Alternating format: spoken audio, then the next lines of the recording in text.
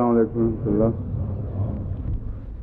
پہلے زمانے میں باپ بچوں کو لایا کرتے تھے درس پہ، اب بچے باپوں کو لانے لگے ہیں۔ دیکھیں طلحہ پہلے اکیلا بیٹھا ہوا تھا نا، آج اپنے ابا کو پکڑ لایا زبردستی۔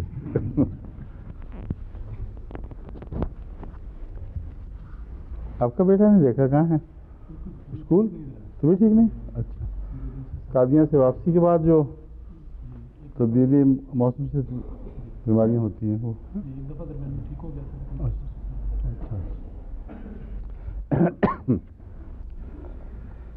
اعوذ باللہ من الشیطان الرجیم، بسم اللہ الرحمن الرحیم۔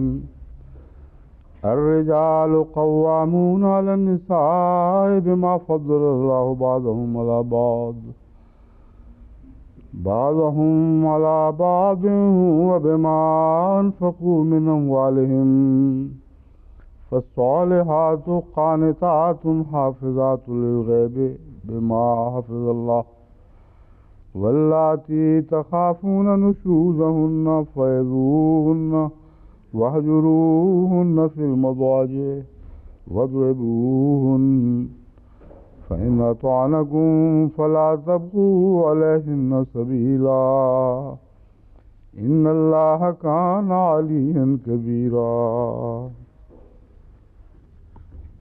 وإن خفتم شقاق بينهما فابعثوا حكما من أهله وحكما من أهلها إن يريدا إصلاحا يوفق الله بينهما، إن الله كان عليما خبيرا۔ یہ پہلی آیت سورہ النساء کی 35ویں آیت جس کی میں نے تلاوت کی ہے، گزشتہ 3 درسوں سے موضوع بنی ہوئی ہے۔ اس کے اکثر پہلوؤں پر تو میں بات کر چکا ہوں۔ اب میں یہ ذکر کر رہا تھا کہ ویری نے جو یہ سوال اٹھایا ہے کہ یہ جو آیت ہے یہ عیسائی اور اسلامی معاشرے کا فرق ظاہر کرنے کے لیے بہت ہی اہم کردار ادا کرتی ہے، خوب کھول دیتی ہے کہ کون سا معاشرہ کیسا ہے اور اس معاشرے میں عورت کو کیا مقام اور مرتبہ حاصل ہے۔ اس کے جواب میں مجبوراً عیسائی معاشرے کی بعض مثالیں ان کے مذہب کے حوالے سے میں نے دی تھیں، اور یہ مضمون جاری تھا کہ وقت ختم ہوا۔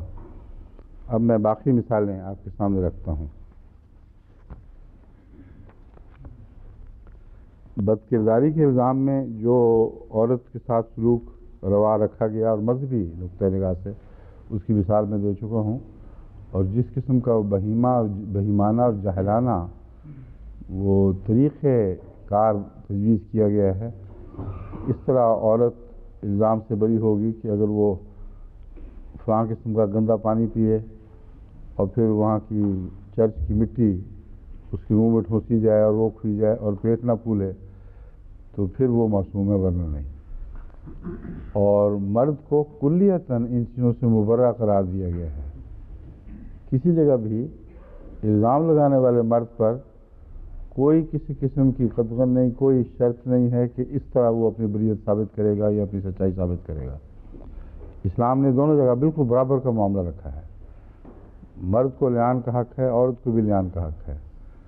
مرد کی لعنت ڈالنے پر یا الزام لگانے پر ہرگز عورت سزا نہیں پائے گی اگر وہ جواباً قسمیں کھا کر کہہ دے کہ یہ جھوٹ بول رہا ہے۔ اور دونوں جگہ 4 قسمیں ہیں، اس لیے یہ بھی خیال غلط کہ گواہیوں کی تعداد میں فرق کیا گیا ہے۔ 4 قسمیں مرد کھاتا ہے، 4 قسمیں عورت کھاتی ہے۔ دونوں قسمیں کھا کر ایک دوسرے کا انکار کر دیں تو دونوں کا معاملہ خدا کے سپرد۔ اس سے زیادہ معقول اور منصفانہ تعلیم سوچی بھی نہیں جا سکتی، آج بھی نہیں سوچی جا سکتی۔ تو اب میں ان کی تعلیم کے حوالے سے عورتوں کے ساتھ ان کا سلوک، اور پھر بعد میں اس معاشرے میں جو لمبے عرصے تک بلکہ تقریباً حال کے زمانے تک جاری رہا اور خالصتاً عیسائی تعلیم سے متاثر ہو کر ہوا، وہ مثالیں میں رکھنا چاہتا ہوں آپ کے سامنے۔ جادو کا الزام اور جادو کے الزام پر عورتوں پر بہیمانہ مظالم۔ بائبل کی تعلیم میں جہاں تک میں نے جستجو کی ہے، اصل مرکزی حوالہ تو خروج 22:18 کا ہے، جس میں ہے تو جادوگرنی کو جینے نہ دینا۔ ایکسوڈس کا حوالہ ہے یہ۔ انگریزی میں اس کے الفاظ یہ صرف اتنے ہیں: put to death any woman who practices magic. جہاں تک عیسائی تعلیم کا حوالہ ہے، میں ابھی جستجو کر رہا ہوں معین حوالہ یہ آخری عیسائیت میں کیسے اتنی سختی سے یہ رواج قائم ہوا ہے، اور حضرت عیسیٰ علیہ السلام کا تو کوئی حوالہ نہیں ملتا کہ جادو کے اگر کسی عورت پر الزام لگے تو یہ کرو اور وہ کرو۔ تو یہ سارے خروج کا حوالہ غالباً پیش نظر رکھتے ہیں، مگر سینٹ پال جو پرانی بائبل یعنی عہد نامہ قدیم کو عملاً منسوخ قرار دیتے ہیں، وہ کیسے جادوگرنی کی تعلیم کو واجب العمل قرار دیتے رہے، اور بعد کی عیسائی دنیا نے کیوں صرف اس ایک حوالے پر عیسائیت پر ایسے مظالم کیے۔ دراصل یہ چرچ کا بگڑا ہوا مزاج ہے جو ظاہر ہو رہا ہے۔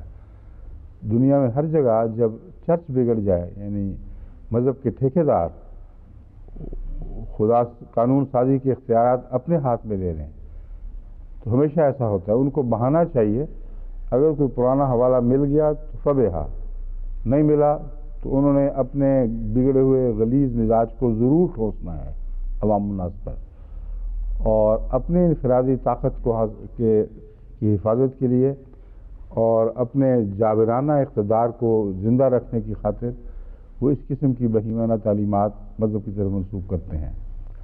بس اگرچہ یہ تلاش ابھی جاری ہے کہ عیسائیت میں آخر اس کا کیا جواز ہے، اور عیسائیت نے کہاں معین طور پر یہ تعلیم دی ہے، ابھی ہمیں حوالہ نہیں ملا، لیکن کہیں نہ کہیں کامنٹری میں ملے گا۔ مگر یہ میں بتانا چاہتا ہوں کہ حقیقی عیسائیت کلیتاً اس سے بری ذمہ ہے۔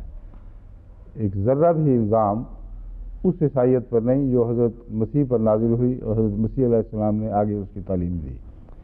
تو جب ہم بھیانک واقعات پڑھیں گے تو کہیں غلط فہمی سے عیسائیت کے خلاف دل میں کوئی میل نہ آنے دیں۔ یہ عیسائیت نہیں ہے، یہ چرچ کی نحوست ہے جو ہر مذہب میں اسی طرح ہوا کرتی ہے، کوئی بھی مذہب مستثنا نہیں ہے۔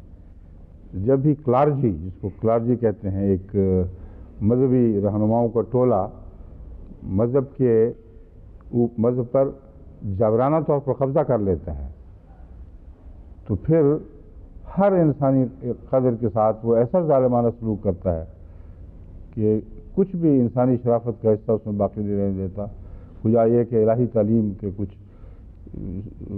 کچھ آثار اس میں دکھائی دیں۔ سمجھ گئے ہیں؟ اب سن لیں جادوگر۔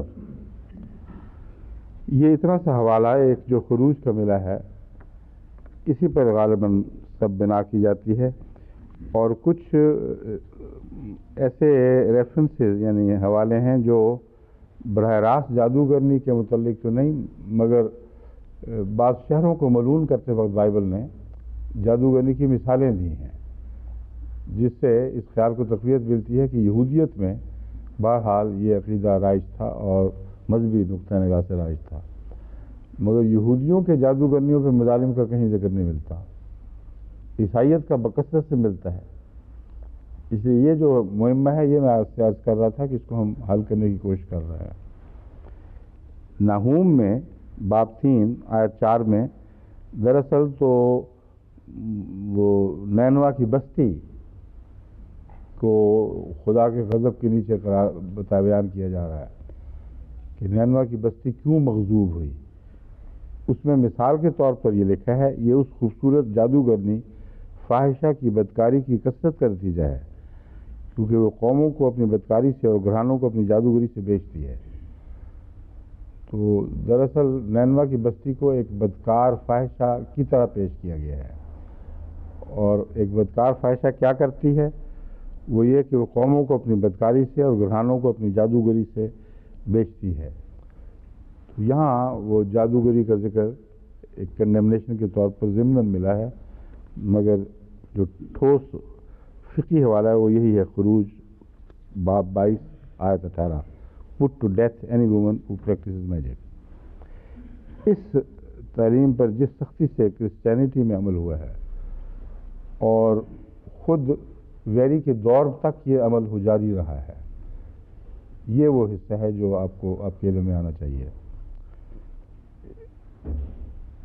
وچز and witchcraft by Jeremy Kingston ایک کتاب ہے جس میں بہت ہی محنت کے ساتھ کثرت سے ایسے واقعات اکٹھے کیے گئے ہیں جو مختلف عیسائی ممالک میں، انگلستان، جرمنی وغیرہ وغیرہ میں رونما ہوئے اور جن کی تاریخی شہادت موجود ہے، جس میں کوئی ہیرسے کی بات نہیں ہے، واقعتاً مسلمہ طور پر ایسے واقعات رونما ہوئے۔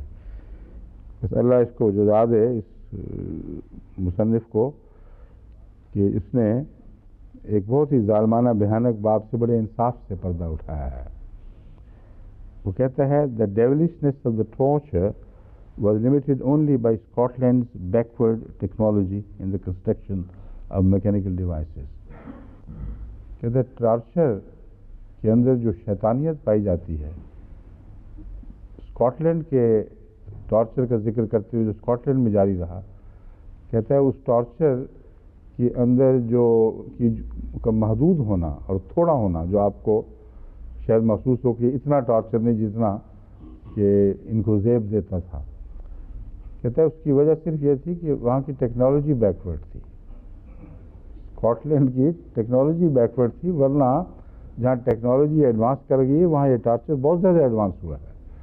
تو بیکورڈ ٹیکنالوجی کی ذرا مثالیں آپ سن لیجیے اب، جس کی وجہ سے آخر کو تھوڑا سا شرمندہ ہے کہ میں بڑی بھیانک کسی چیزیں پیش نہیں کر سکا، مگر مجبوری اس بیکورڈ ٹیکنالوجی کی ہے اور کوئی وجہ نہیں۔ اس معذرت کے بعد وہ کہتا ہے the devices they did possess however produced the necessary results۔ جو وہ کنفیشن چاہتے تھے وہ بہرحال ان کروڈ ڈیوائسز بھی حاصل ہو جایا کرتا تھا۔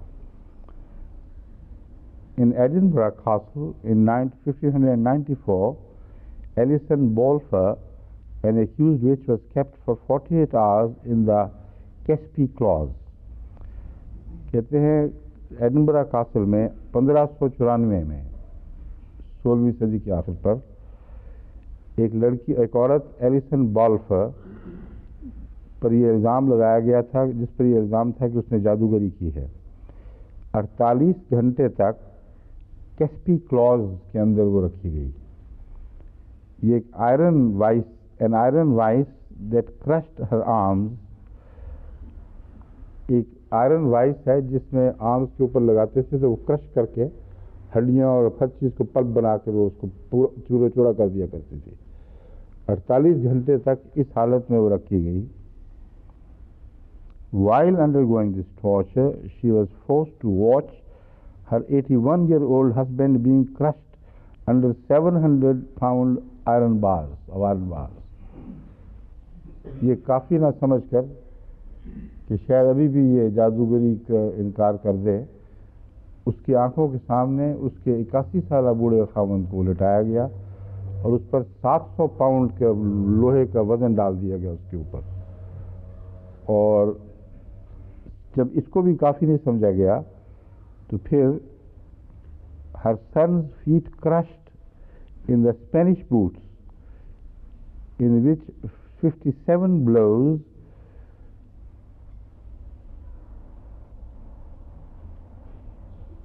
لفظ ہے with a wedge reduced his bones to pulp۔ کہتے ہیں اسی طرح اس کے سامنے اس کے بیٹے کو اسپینش بوٹس پہنائے گئے، یہ ان کا نام تھا۔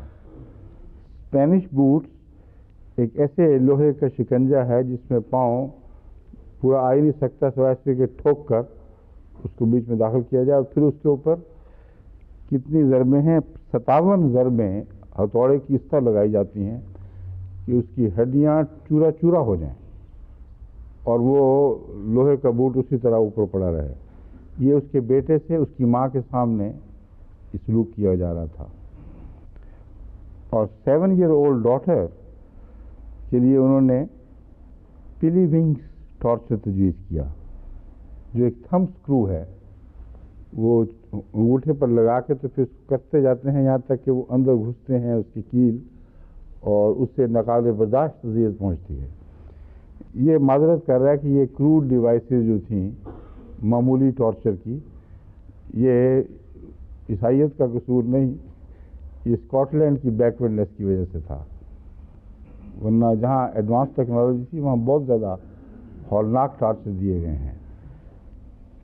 یہ سلوک 1594 ابھی حال ہی کی بات ہے، 17ویں صدی کی بات ہے، جبکہ گیلیلیو اپنی ایجادات کر چکا تھا، رینیسانس کا دور شروع ہو گیا تھا۔ Meanwhile, in the stricken countryside outside the city, 368 women in 22 villages were burned as witches within 6 years. 2 villages were left with only one female inhabitant apiece. کہتا ہے یہ جو ٹارچر ایڈنبرا میں ہو رہا تھا، اس دوران ارد گرد کے دیہات میں سے 368 عورتیں 22 دیہات میں جادوگری کے الزام میں زندہ جلا دی گئیں۔ ودن 6 years، 6 سال کے اندر اندر یہ ہوا ہے۔ ودن 6 years 2 villages were left with only one female inhabitant apiece۔ 6 دیہات جن میں یہ مظالم ہوئے ان میں ہر گاؤں میں 6 گاؤں میں سے صرف 2 گاؤں میں ایک عورت زندہ بچی ہے، باقی سب ڈسٹرائے کر دی گئی۔ اب یہ وجہ کیا ہے کہ کسی ایک خاص علاقے میں اس قسم کے مظالم ہوں؟ دراصل عیسائیت اور اس زمانے کے رؤساء کے درمیان ایک نہایت ہی بہیمانہ اور شیطانی ان لکھا معاہدہ چل رہا تھا، اور عیسائی چرچ پوری طرح اس زمانے کے بڑے بڑے رؤساء کی پشت پناہی کیا کرتا تھا، سوائے اس کے کہ وہ چرچ سے ٹکر لینے کی ضرورت کرے۔ اور ان کے ایما پر جہاں بھی دیہات میں کسی غریب نے اپنے حقوق کا مطالبہ کیا اور کہا کہ ہم سے ظالمانہ سلوک ہو رہا ہے، بہت زیادہ محنت لی جا رہی ہے، تو اسکاٹ لینڈ میں خصوصیت سے ایسے کیسز کثرت سے ملتے ہیں کہ اس کے نتیجے میں ان کو بڑی بہیمانہ سزائیں دی گئی ہیں صرف مطالبے کے نتیجے میں۔ اور بہانہ یہ بنانا کہ اور یہ جادوگردی ہے، یہ تو کچھ بھی مشکل نہیں تھا، کچھ ثابت کرنے کی ضرورت نہیں ہے، کیونکہ ثبوت کا جو طریق ہے وہ کافی سزا ہے اپنی ذات میں، اور بچ نکلنے کی کوئی راہ بچتی ہی نہیں، دکھائی نہیں دے سکتی۔ بس یہ وجہ ہے جو اسکاٹ لینڈ میں مظالم ہوئے، وہاں کے لارڈز جو اپنی رعایا کو اپنی غلامی میں رکھنا چاہتے تھے، وہ غلامی بھی ایسی خوفناک تھی کہ کبھی دنیا کی کسی غلامی کی تاریخ میں ایسی خوفناک غلامی کی مثال دکھائی نہیں دے گی جو عملاً یورپ میں جاری رہی ہے لارڈز کی اپنے رعایا کے تعلق میں۔ اور آسٹریلیا کا جو کانٹیننٹ آباد ہوا ہے وہ زیادہ تر اسکاٹش لوگوں سے ہوا ہے، کیونکہ اسکاٹ لینڈ میں یہ مظالم جو لارڈز کے مظالم تھے اپنی رعایا پر وہ بہت زیادہ تھے، اور ان کے خلاف آوازیں اٹھتی تھیں، اس لیے پھر ان کے ساتھ یہ ٹارچر کا سلوک کیا جاتا، مگر بہانہ ہمیشہ مذہبی قانون کو بنایا جاتا، اور مذہبی قانون پوری طرح ان ظالموں کی پشت پناہی کیا کرتا تھا۔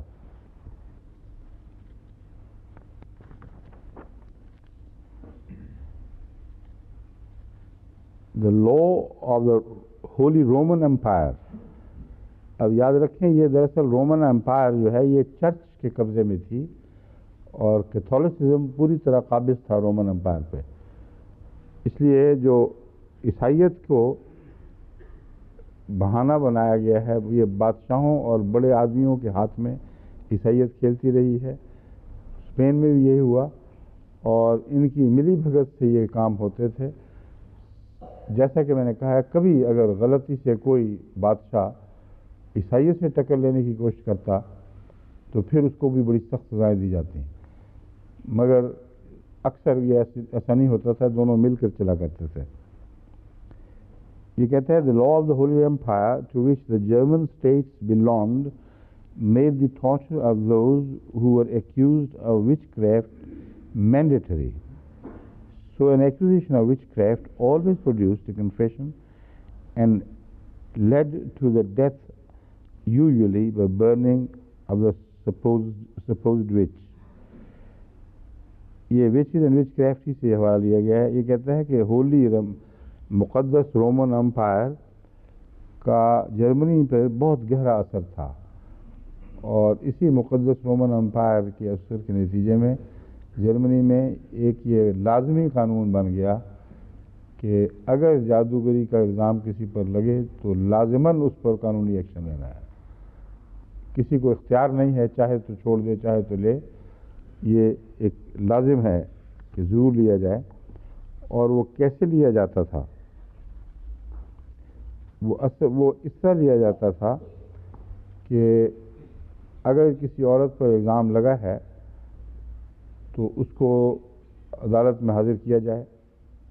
اس کے بعد دو طریق تھے، یا تو وہ ٹارچر جس کی بہت سی قسمیں اس کتاب میں بیان ہوئی ہیں، اس ٹارچر میں سے گزار کر اس سے پوچھا جائے کہ واقعتاً تم نے جادوگری کی تھی کہ نہیں. اور وہ جو ٹارچر ہے وہ ایسا ہے کہ ناممکن ہے کہ کوئی انسان اس سے بچ سکے.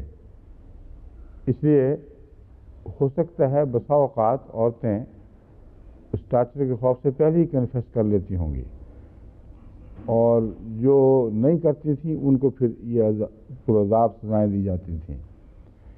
ایک طریق تو یہ تھا. اور گھبراتی کیوں تھی؟ اس لیے کہ سزا کا طریق یہ تھا کہ زندہ آگ میں جلایا جائے، اور زندہ آگ میں جلانے کا طریق یہ تھا کہ ان کو پھانسی کے تختے کی طرح ایک جگہ لٹکا دیا جاتا تھا اور نیچے آگ جلائی جاتی تھی جو آہستہ آہستہ بھونتی تھی ان کو. تو غالباً اس سزا کے تصور سے ڈرتے ہوئے یہ سمجھتی تھی کہ ہم ٹارچر برداشت کر لیں گی لیکن یہ برداشت نہیں ہوگی چیز. لیکن بالآخر دونوں باتوں میں ان کو مبتلا ہونا پڑتا تھا. اکثر تو ٹارچر میں مر ہی جاتی تھیں، لیکن جو بچتی تھیں ان کو پھر ضرور وہ آگ کی سزا دی جاتی تھی. لیکن ایک اور طریق تھا جس میں بچنے کا سوال ہی کوئی نہیں، اور وہ ان کی جینیس ہے کس طرح عدل کا قیام ہونا چاہیے عیسائیت میں. وہ کہتے تھے کہ جو بھی جادوگرنی ہے اس کے ہاتھ پاؤں باندھ کر اور اس کے ساتھ وزن لگا کر ان کو تالاب میں پھینک دو. اب ظاہر بات ہے کہ اگر وہ جادوگرنی ہوئی تو نہیں ڈوبے گی، بس اگر نہ ڈوبے تو اس کو جلا دو. اگر ڈوب جائے تو اس کی جزا اللہ پر. اس نے معصومیت میں جان دے دی، کم سے کم آگ کے عذاب سے تو بچ گئی نا، یہ تو شکر کرے. یہ ہے ان کا عدلیہ کا قیام، عدلیہ کا تصور کہ اس طرح انصاف ہونا چاہیے گواہی میں. یہ اسلام پر باتیں کرتے ہیں، سوچیں ذرا، حیرت ہوتی ہے. یہ ساری باتیں ویری کے علم میں ہیں یا تھیں، اور کس جرت و بے باکی سے اسلام پر حملے کر رہا ہے. اسلام نے عورت کو کوئی مرتبہ نہیں دیا، کوئی مقام نہیں دیا. کسی نے عورت کا مقام اور مرتبہ سمجھنا ہو تو آئے عیسائی دنیا میں اور ہمارے گھروں کا مطالعہ کرے یہاں کیا ہو رہا ہے، پھر اس کو پتہ چلے گا کہ محبت کو کس حد تک دخل ہے ہمارے معاملات میں، اور اسلام کس طرح محبت سے آ رہی ہے. یہ ہے اس کی خرافات کا خلاصہ جس کے جواب میں بتا رہا ہوں. اب حقوق کی بات دیکھ لیجئے. مارنے کے اوپر اعتراض تھا نا کہ مارنا قرار دیا، کہ حالانکہ اس میں شرطیں وہ ساری تھیں کہ مار ایسی نہیں ہونی چاہیے جس کا نشان ہی باقی رہ جائے، اور ان شرطوں کے ساتھ ہونی چاہیے. اور اس کے علاوہ عملاً رسول اللہ صلی اللہ علیہ وسلم کی زندگی اور صحابہ کی زندگی سے وہ مار ثابت ہی نہیں. وہ یہ تو ایک ادنا درجے کے انسان کی مجبوریوں کے پیش نظر ان حالات کے لیے یہ مار کا احتمال رکھا گیا، ورنہ اس سے زیادہ کوئی ضرورت نہیں. 1915 کا قانونی فیصلہ انگلستان کا یہ تھا کہ مجسٹریٹ نے فیصلہ کیا کہ خاوند اپنی لڑنے والی بیوی کو مار سکتا ہے. وہی نشوز والی بات. یہ خود مجبور ہوئے ہیں قرآن کریم کی تعلیم کی صداقت کو اپنے اوپر جاری کرنے میں، لیکن ان اعلیٰ شرائط کے ساتھ نہیں جو قرآن میں تھیں، بلکہ بہت کروڈ طور پر ایک ایسے رنگ میں جس میں بہت سے مظالم کی گنجائش باقی رہی اور اس سے قانون کی کمزوری سے فائدہ اٹھایا جاتا رہا۔ یہ فیصلہ میجسٹیریل فیصلہ تھا جو قانون بن گیا۔ میجسٹریٹ نے یہ فیصلہ کیا خامد اپنے لڑنے والی بیوی کو مار سکتا ہے، مگر شرط یہ ہے کہ مرد کے انگوٹھے سے موٹی وہ نہ ہو سوٹی۔ اب مشکل یہ ہے کہ اگر تو مرد کمزور ہو تو انگوٹھا بھی پتلا ہوگا، مار بھی تھوڑی اور سوٹی بھی کمزور، اور جو خطرناک قسموں کے مضبوط پہلوان ٹائپ مرد ہیں ان کی اتنی موٹی موٹی بھی سوٹیاں بن سکتی ہیں اور اتنے زور سے وہ ماریں گے بھی۔ یہ عجیب و غریب قانون تھا کہ انگوٹھا ناپا جائے پہلے، جیسے انگوٹھی پہنانی ہو، اور اس کے بعد اتنی سوٹی ہاتھ میں تھما دی جائے۔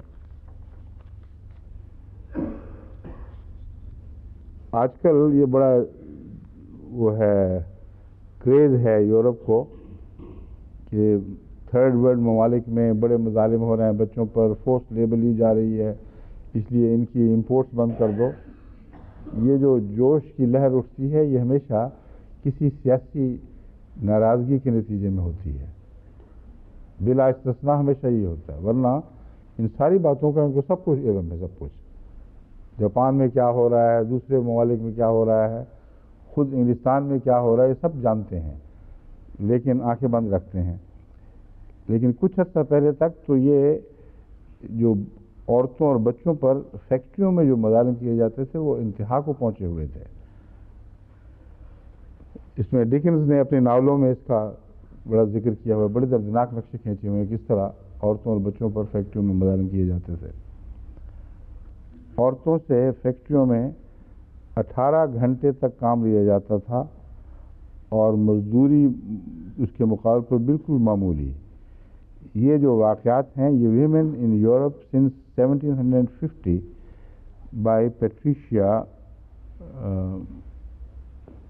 کچھ اور فرانسس ہے شاید، یہ کتاب ہے جس سے یہ حوالے لیے گئے ہیں، اور یہ سارے واقعات 1750 کے بعد کے ہیں اور اس صدی کے اندر تک کے واقعات ہیں، یہ 1900 کچھ تک کے واقعات چلتے ہیں۔ اور مردوں کو یہ اجازت تھی کہ عورتوں سے جتنا چاہیں کام لیں، جتنا چاہیں بوجھ ڈالیں، اور اگر وہ ٹوٹ جائیں اور کچھ نہ کر سکیں تو پھر ان کو طلاق دینے کی اجازت تھی۔ یعنی عیسائیت جہاں طلاق منع ہے وہاں اس صورت میں جائز قرار دیتی ہے کہ مرد اتنا کام لے عورت سے کہ وہ ٹوٹ پھوٹ جائے اور کوئی کام نہ کر سکے تو پھر وہ اس کو طلاق دے دے اور کوئی اور عورت کر لے۔ جرمنی میں 1890 تک ایسی حالت تھی کہ عورتیں اپنے بچوں کے مرنے کی دعائیں کیا کرتی تھیں، یعنی ان پر بھی ظلم اور بچوں پر بھی ظلم اس حد تک تھا۔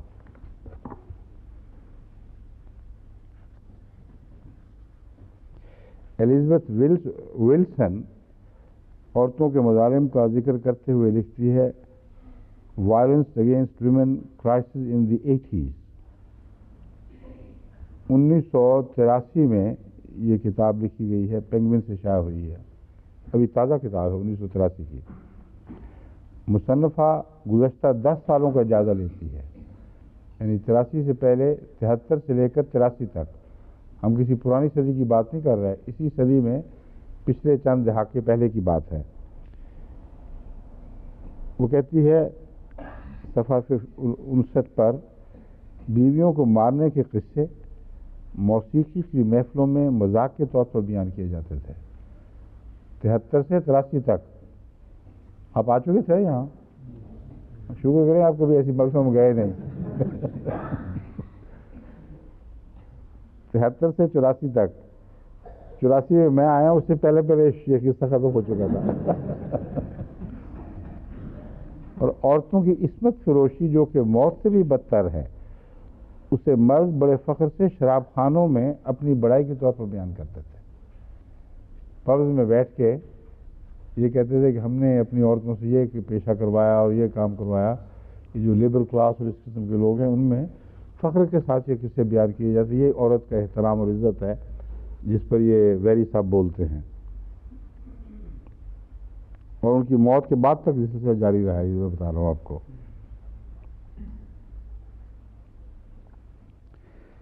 یہ اس کے بیک کور پر اسی کتاب کے لکھا ہے کہ عورت کے خلاف تشدد صرف معاشرے کی کجی نہیں بلکہ یہ ظلم جو مارنے اور عصمت فروشی کی صورت میں ظاہر ہوتا ہے یہ ہمارے معاشرے اور سیاست کے گٹھ جوڑ سے ہوا ہے. یعنی سیاست بھی اس میں پوری طرح ذمہ دار ہے. جس طرح عیسائیت کے ساتھ سیاست کا گٹھ جوڑ تھا اس طرح اس دور میں بھی یہ گٹھ جوڑ جاری رہا ہے. حقوق کی بات کرتے ہیں. اسلام نے عورت کو حقوق نہیں دیے اور آدھا دیا ہے ورثے میں بجائے پورا دینے کے. اب ان کی تعلیم سن لیں. 16ویں اور 17ویں صدی تک یعنی 1670 80 90 تک یورپ میں عورت کی حیثیت یہ تھی کہ وہ مرد کی جائیداد تصور ہوتی تھی. جو اسلام سے پہلے جاہل عرب کا دستور تھا وہ پچھلی صدی تک یہاں جاری رہا ہے. جائیداد تصور ہوتی تھی. مویشیوں کی طرح اس سے سلوک ہوتا تھا اور محض ایک بچے پیدا کرنے والی مشین تھی. ہڈن فرام ہسٹری ایک کتاب ہے جس میں 300 years of women's oppression and fight against it by Sheila Rowbotham ہے غالباً دوست. شیلا راوبوتھم یہ وہ کتاب ہے جس سے میں نے حوالہ لیا ہے. یہ بھی پڑھنے والی ہے. آپ کے پاس ہے یہاں ہونی چاہیے کیونکہ یہ حوالے جو ہمارے تحقیق ریسرچ گروپ نے لیے ہیں یہ غالباً براہ راست ان کتابوں کے نہیں ہیں بلکہ انسائکلوپیڈیا وغیرہ جہاں جہاں بھی یہ مضمون زیر بحث آتے ہیں وہاں سے لے کر پھر اصل نام لکھ دیا. یہ صحافی دیانتداری کے بہت جو اعلیٰ تقاضے ہیں ان کے خلاف ہے. جائز تو ہے اس نے حوالہ دیا ہے مگر اصل قانون یہ ہونا چاہیے کہ اصل کتاب کو خود دیکھو اور پڑھو اور پھر ضروری نہیں کہ صرف اسی حوالے تک ہی محدود رہو جو بیان کیا گیا ہے بلکہ اس سے زیادہ خوفناک اور کئی اور مفید مطلب حوالے بھی مل سکتے ہیں. تو یہ ساری کتابیں جن کا میں ذکر کر رہا ہوں یہ منگوائیں اپنی لائبریری کے لیے اور اپنے ریسرچ گروپ کو کہیں پڑھ کر نئے حوالے سامنے نکالیں سامنے پیش کریں نکال کے. جرمنی اسکینڈینیویا اور امریکہ میں بھی 1891 تک عورت کو کسی جائیداد پر کوئی حق نہیں تھا. عورت خود خامند کی جائیداد تھی اور اپنی جائیداد بنا سکتی ہی نہیں تھی. قانون اس کی اجازت ہی نہیں دیتا تھا. انگلستان میں 1890 سے پہلے بیوہ عورتوں کو خامند کی جائیداد پر کوئی حق نہیں تھا. 1882 تک عورت اپنے نام کوئی جائیداد رکھ ہی نہیں سکتی تھی. جو بھی وہ کماتی تھی شوہر کے نام ہوتا تھا. 1967 تک یہ حال ہی کے دور تک عورت کو قانونی طور پر اپنے شوہر کے گھر رہنے کا حق حاصل نہیں تھا. یعنی قانونی طور پر عورت یہ نہیں کہہ سکتی تھی کہ میرا خاوند مجھے گھر سے نکال رہا ہے اور مجھے گھر میں رکھا جائے. جب چاہے اس کو نکال دے اور کوئی قانونی حفاظت اس کو حاصل نہیں تھی اس گھر میں رہنے کے تعلق میں. 19ویں صدی میں فرانس اور انگلستان میں عورتیں مردوں سے طلاق نہیں دے سکتی تھیں. مرد جب چاہے دے سکتا تھا اگرچہ عیسائی قانون اجازت نہیں دیتا طلاق کی مگر عورت کو مرد تو فارغ کر سکتا ہے. جیسے کہ میں نے بیان کیا مار کوٹ کر جب اس کو کسی کام کا نہ چھوڑا جائے تو اس بہانے کہ اب کام نہیں کر سکتی اس کو طلاق دے سکتا تھا مگر عورت کو حق نہیں تھا.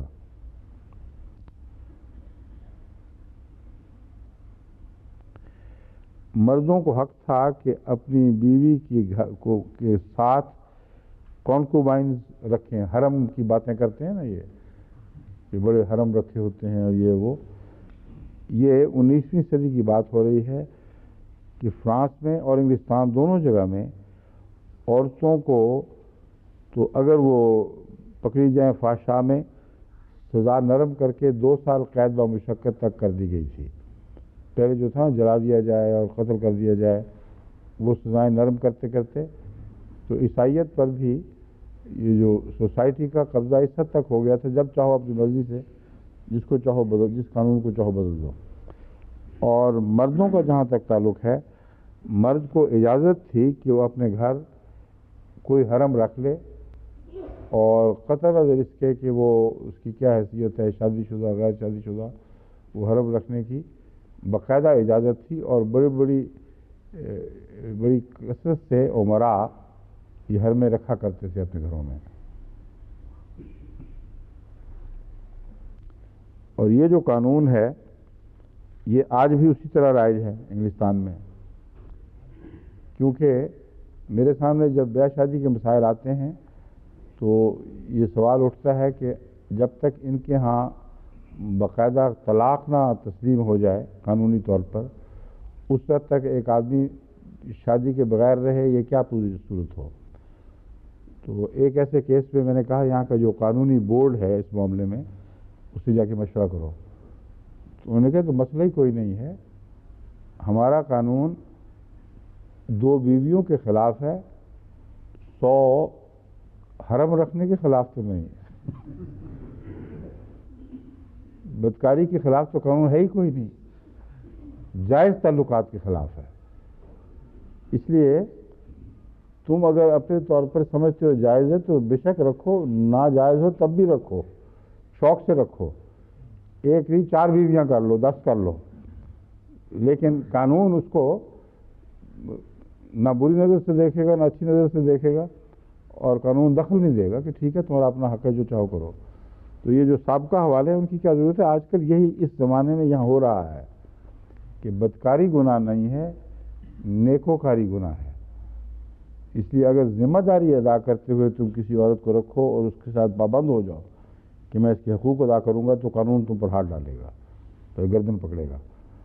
اگر کہو کہ کوئی پرواہ نہیں، کوئی حقوق نہیں ہے، صرف بے حیائی ہے، کہتے بسم اللہ، بسم اللہ تو نہیں پڑھتے وہ نعوذ باللہ.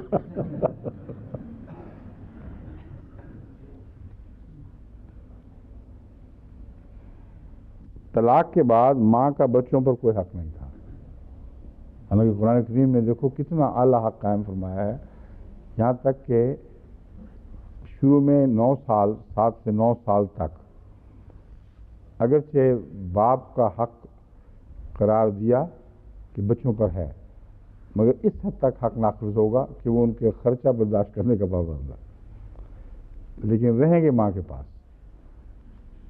اور 9 سال کے بعد پھر عدالت پوچھے گی بچوں سے کہ اب بتاؤ ماں کے پاس رہنا ہے یا باپ کے پاس. تو اگر بچے کہیں ماں کے پاس رہنا ہے تو پھر بھی ماں کے پاس ہی رہیں گے. یہ معنی ہے بچے باپ کے ہیں، یعنی اس میں باپ کے ہونے کے نتیجے میں مالی آئلی ذمہ داریاں تو اس پر آ جاتی ہیں، لیکن ماں کا یہ حق کہ اپنے چھوٹے بچوں کو اپنے پاس رکھے، یہ بڑی شدت سے قائم کیا گیا ہے. تمام فقہاء اس پر متفق ہیں. صرف فرق یہ ہے بعض 7 سال یہ خیال کی عمر تجویز کرتے ہیں، بعض 9 سال، بعض 12 تک بھی چلے جاتے ہیں. مگر جو بچے ماں کی ساتھ اس طرح ماں کے پاس پلتے ہوں اور ماں کی محبت کے سائے تلے جوان ہو رہے ہوں، یہ بعید بات ہے کہ وہ ماں کے خلاف باپ کے حق میں فیصلہ کریں گے. لیکن کریں گے تو ضرور درست ہوگا، کیونکہ اس کے باوجود اگر وہ ماں کو دیکھیں کہ وہ بدچلن ہے، دوسرے مردوں کے ساتھ خفیہ تعلقات رکھتی ہے، اور اپنے پہلے خامد کے ساتھ اس نے جائز معاملہ نہیں کیا تھا، تو آج بھی میرے پاس ایسی شکایتیں آتی ہیں. ایک کل ہی کی بات ہے، ایک عورت آئی تھی جس کا باپ مرتد ہے، یعنی احمدیت کے نام پر غالباً اس نے شادی کی تھی، تو پھر کرتے ہی پھر وہ ہٹ گیا تھا پوری طرح. اور اس کی جو ماں ہے وہ بھی اسی وجہ سے مرتد ہو گئی، یا رفتہ رفتہ بہک کے کچھ بھی نہ رہی. وہ اپنے گھر کے حالات بیان کرتے ہوئے 1 منٹ کے لیے اس کی آنکھوں میں سوکھے, مسلسل روتی چلی جا رہی تھی کہ میں اور میری بیٹیاں, میری بہنیں جو دوسرے باپ سے ہیں, اس عورت نے یہ کہ ہماری زندگی تو عذاب بنی ہوئی ہے. وہ ایسی بدچلن عورت ہے, کوئی اس کا مذہب نہیں ہے, اور میرے پہلے باپ پر بھی میرے باپ پر بھی اس نے دراصل ظلم کیا تھا, اور یہ جو نیا کیا ہے اس پر بھی ظلم کر رہی ہے, اور ہم بیٹیاں آپس میں مل کے روتی ہیں, ہمارے پر کوئی پیش نہیں جاتی. تو یہ ہو رہا ہے آج بھی یہاں, اور یہ سب جائز ہے, یہ قانون کے خلاف نہیں ہے. عجیب معاشرہ ہے, تہذیب کے نام پر, ترقی یافتہ تہذیب کے نام پر ان بھیانک باتوں کی تو اجازت ہے, مگر اگر کوئی شریعت کے مطابق پاک زندگی بسر کرنے کا فیصلہ کرے تو یہ خلاف قانون ہے. بس بچوں پر, ایسے بچے اگر جب بڑے ہوں, اگر باپ نے ان کا حق لینے کی کوشش کی ہو تو بلا شبہ وہ باپ کے حق میں جائیں گے اور جائز ہوگا. مگر اکثر صورتوں میں جہاں ماں نیکوکار ہے اور حقوق ادا کرنے والی ہے, یہ ہو ہی نہیں سکتا کہ 9 سال تک ماں کے پاس پل کر آخر پہ کہیں کہ ہم نہیں رہنا چاہتے. ہمارے قضائی فیصلوں میں اکثر صورتوں میں یہی ہوتا ہے, بچے کہہ دیتے ہیں کہ نہیں, ہم باپ سے ملیں گے, تعلق رکھیں گے, مگر اپنے ماں کا گھر نہیں چھوڑیں گے, سوائے اس کے کہ ماں دوسری شادی کر لے اور پھر مسائل پیدا ہوں, پھر آپس میں گفت و شنید کے ذریعے کوئی مناسب حل تلاش کیا جاتا ہے. گواہی کا حق کہتے ہیں جی, عورت کی 2 عورتوں کی گواہی 1 مرد کی گواہی کے برابر. اس مسئلے پر میں تفصیل سے پہلے روشنی ڈال چکا ہوں. یہ غلط فہمی ہے اس تعلیم سے. قرآن کریم نے گواہیوں میں کوئی فرق نہیں کیا, مگر عورتوں کو عدالتوں میں پیش ہونے سے روکنے کے لیے, یعنی اس رواج کو ڈسکریج کرنے, اس کی حوصلہ شکنی کرنے کے لیے بعض طریق اختیار کیے ہیں. مگر در حقیقت میرے نزدیک گواہی میں فرق نہیں ہے.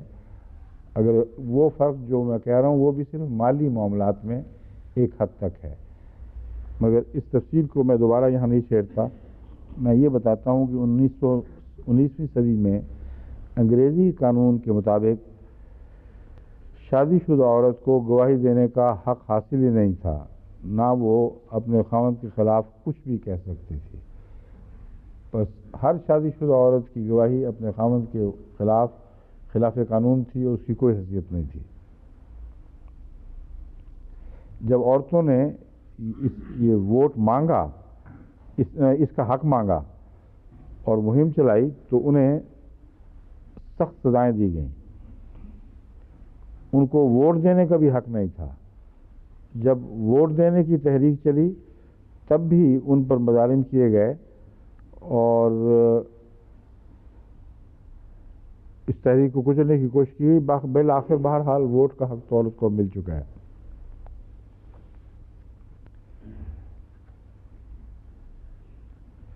علمی کام کرنا عورت کے لیے بے شرمی سمجھا جاتا تھا, اور تعلیم کا یہ حال تھا. عورت کے تعلیم کے تعلق میں 1886 میں پہلی مرتبہ کیمبرج نے عورتوں کو کیمبرج میں امتحان دینے کی اجازت دی ہے. 1866 میں فرسٹ ٹائم. 1920 تک آکسفورڈ یونیورسٹی میں عورت کا داخلہ ممنوع تھا. اسی صدی کی بات ہو رہی ہے. 1948 تک کیمبرج یونیورسٹی میں کوئی عورت ڈگری حاصل نہیں کر سکتی تھی. 1948 تک. آپ کب آئے ہیں؟ 70 میں. اچھا, کافی بات. 1944 تک عورت وہ شادی کے بعد اگر وہ شادی کر لے تو ٹیچنگ پروفیشن سے خارج کر دیا جاتا تھا. 1954 کے بعد آئے ہیں. آخری ہوا 1953 کا ہے. اور کے آنے سے پہلے ہو گیا. عورتوں اور مردوں کی تنخواہوں میں ایک ہی کام کے باوجود نمایاں فرق تھا, جو غالباً ڈاکٹروں کے ہاں ابھی بھی رائج ہے. عورتیں جو مدد کرتی ہیں ڈاکٹروں کی، ان کو کم دیتے ہیں، مردوں کو زیادہ دیتے ہیں. ٹھیک نہیں؟ روزہ رکھا ہوا ہے، مسجد میں بیٹھے مسجد میں بیٹھے ہوئے آپ عورتوں کو تجربہ ہے.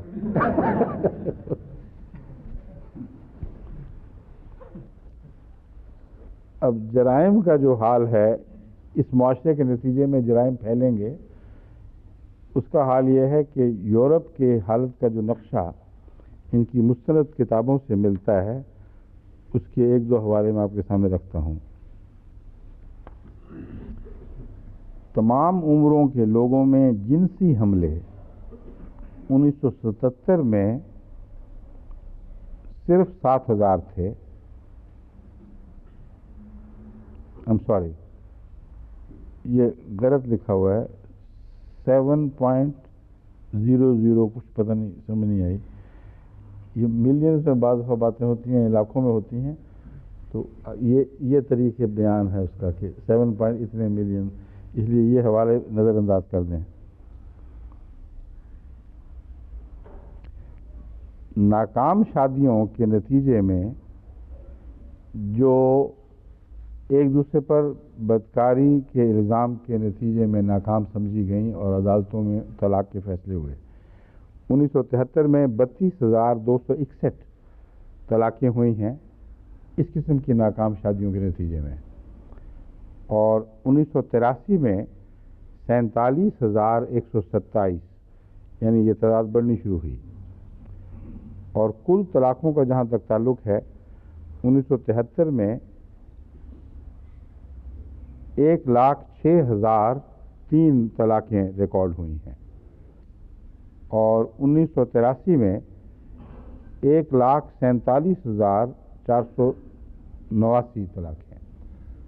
تو یہ طلاقوں کا رجحان جو بڑھ رہا ہے، اس میں ایک بھاری تعداد، یعنی 1,00,000 میں سے 32,000 اور 47,000 وہ طلاقیں ہیں جو ثابت شدہ بدکاری کے نتیجے میں ہوئی ہیں. بدکاری فی ذات ہی گناہ نہیں، مگر عورت اور مرد کی علیحدگی کے تعلق میں اگر ثابت ہو تو اس میں ایک قانونی طور پر تسلیم شدہ وجہ سمجھی جاتی ہے.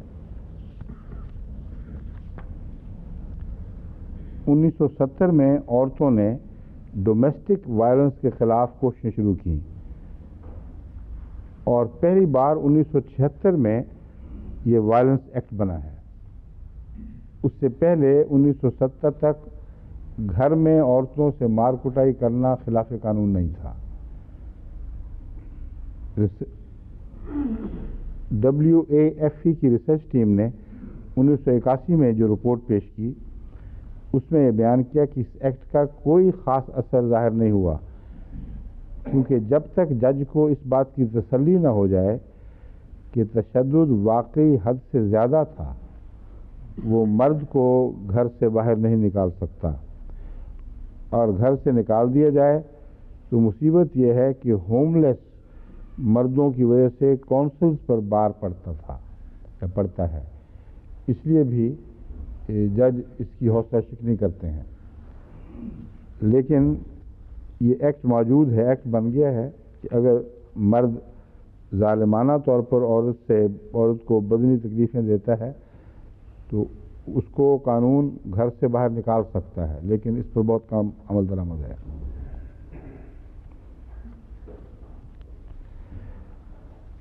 ایک ریسرچ ٹیم ہے جس نے 1981 میں ایک رپورٹ شائع کی ہے، انگلستان کی ریسرچ ٹیم.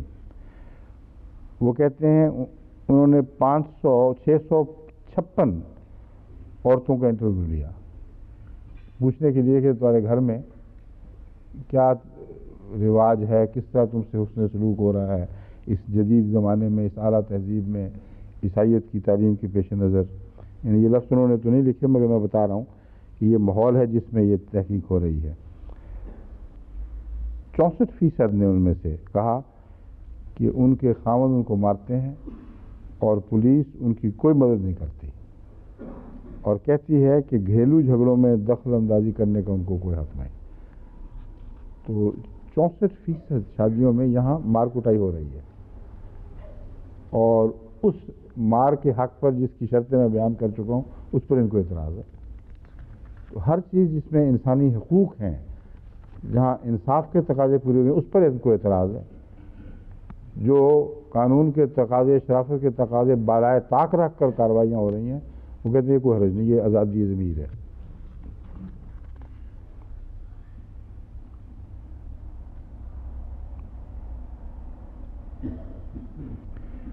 اور ٹائم سائڈ کونسل جو نارتھمبرلینڈ میں ہے، اس کی سوشل سروسز نے ایک رپورٹ شائع کی ہے. وہ کہتے ہیں جو شمال مشرقی علاقہ ہے انگلستان کا، اس میں اکثر شراب نوشی کے نتیجے میں گھروں میں بیویوں کو مارا جاتا ہے. یعنی یہ ایک عام دستور ہے، استثنائی یا پرسنٹیج کی بات نہیں ہو رہی. اور جو ظلم کی بات ہے وہ یہ کہ اس بات کو آج بھی وہاں بہادری سمجھا جاتا ہے.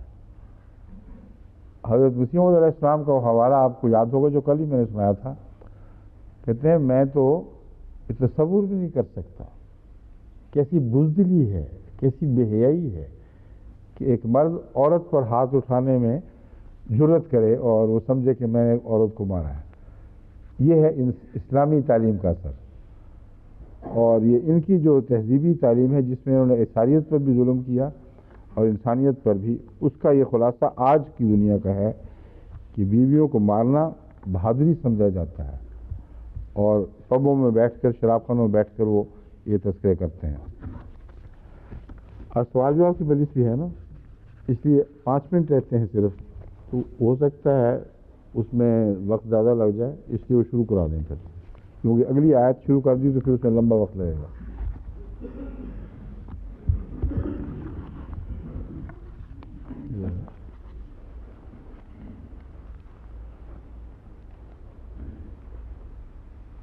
شکیل صاحب، ہاں وہ یہ دو تو ہمارے پروفیشنل ہو گئے ہیں نا. وہ کہاں گئے ہمارے حیات صاحب؟